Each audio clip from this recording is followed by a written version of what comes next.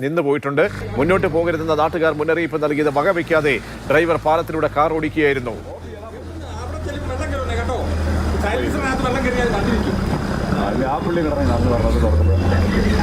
രണ്ടുപേരും നടന്നു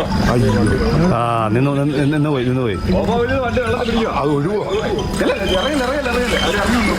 ഒഴിവാണോ? അവനൊക്കെ സോക്കാനെ പിടിച്ചോ, പോട്ടെ, നിങ്ങൾക്ക് വേറെ പണിയില്ലേ? സോക്കാനെ പിടിച്ചവര് പോണം.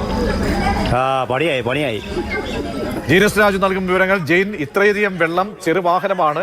നാട്ടുകാർ പറയുന്നുണ്ട്, നാട്ടുകാർക്കറിയാം അവിടുത്തെ അവസ്ഥ. ഇതൊന്നും പറഞ്ഞിട്ട് വകവയ്ക്കാതെ വരുത്തിവെച്ച വിന. എന്താണ് സംഭവിച്ചത് ജെയിൻ?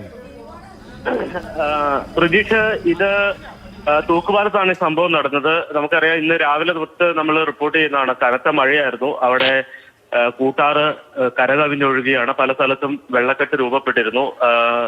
ഈ വണ്ണപ്പുറം കമ്പം